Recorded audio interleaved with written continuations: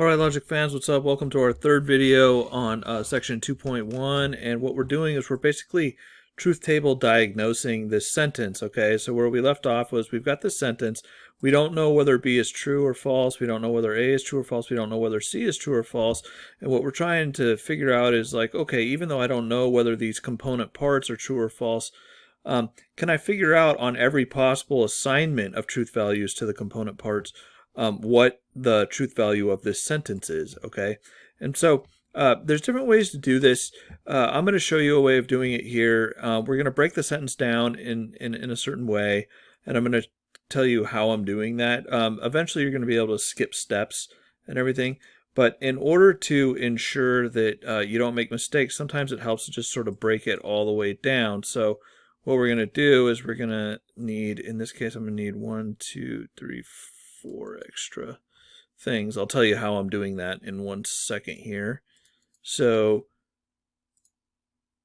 what we're going to do is we're going to break this sentence down into its component parts, all right? And the basic idea is that what we want to do is we want to figure out, okay, we want to know whether this sentence, right, all right, ultimately, whether it's true or false on every single one of the 8 logically possible assignments of truth values to A, B, and C, its component parts, the component propositions that this big proposition is built up out of.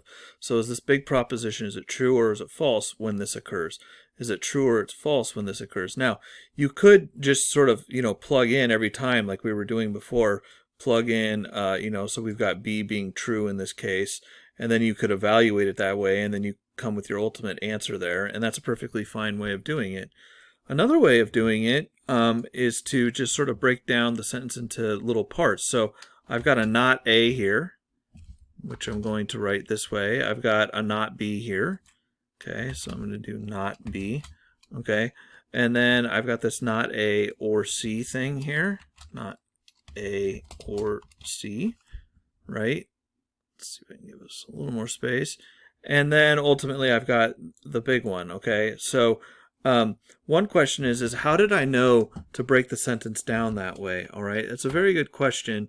And one thing you can do, let me show you this. Notice that if we were to build this sentence, the one in question, from scratch, right, going back to 1.7 and 1.8, right, you would build it this way, okay?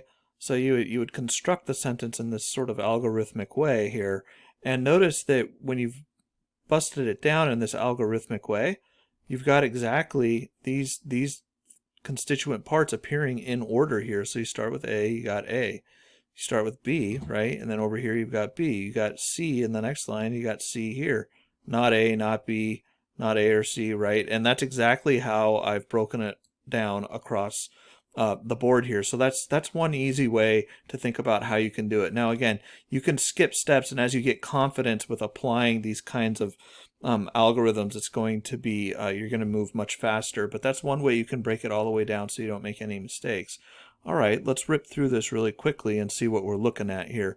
Okay, we're going to evaluate not A, and we know A goes 4 trues and 4 falses, so not A is going to go 4 falses, right?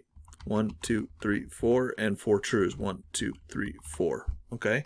Similarly, we know that when we're evaluating not B, that B goes true, 2 trues followed by 2 falses all the way down, alternating. So this is going to go false, false, true, true, false, false, true, true. So again, I'm looking at if B is true, then here not B is going to be false, right? And if B is true here, then not B is going to be false here. And if B is false here, not B is going to be true, okay? And this is, again, just application of the truth table for negation, okay?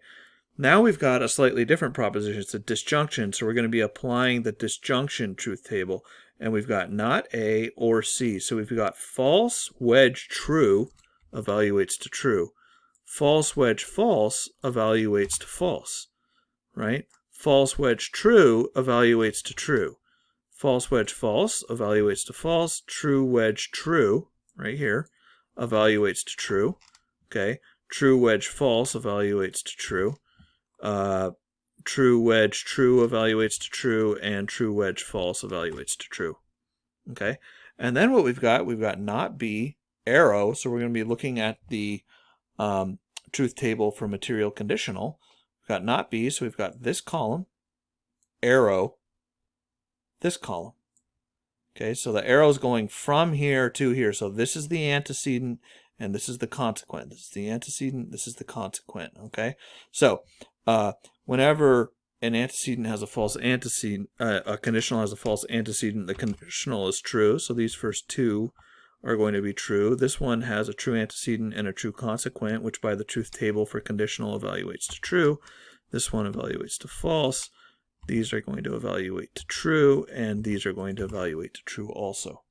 Okay, and look at that. We completed it. Now, what exactly are we looking at here? Well, okay, what we're looking at is a bird's eye sort of Olympian perspective on this particular sentence. And we're saying, look, I don't know if A is true or false. I don't know if B is true or false. I don't know if C is true or false. But I know every logically possible assignment to A, B, and C under bivalence, and those 8 logical possibilities are right here, and I know the truth value of this sentence on every one of those 8. Okay, so it's sort of like a complete exhaustion of this particular sentence, even though you don't know which one it was. Now, before, if you recall, I was saying, okay, we're going to suppose that A is true, B is false, and C is true. Right, and then we knew a particular assignment, and then we figured it out. So we were looking before, we just happened to be looking at the one where A is true, B is false, and C is true. We were actually looking at this particular one. We were looking at a particular one, but what we've got here is all of them. Okay, and so we know exactly how this sentence is going to behave in every logical possible circumstance, which is pretty nifty. Okay, and so we're just building these things up. But once you've learned how to diagnose sentences this way, you can then, start comparing sentences to other sentences and seeing whether one sentence follows from a given sentence or not. And that's what we're going to be jumping into. But before we get into that, you've got to master this lesson. So take a look at all of the problems in the textbook, okay? And be sure you're doing all of those. And let me know if you have any questions. So we'll be moving on and just sort of building on this foundation throughout Chapter 2, which is going to culminate with a discussion of inference. In 2.7, we're going to look at our first formal analysis of validity, or when one proposition follows from another, but we're going to encounter some pretty cool stuff along the way. All right, Logic fans, catch you on the next one, 2.2.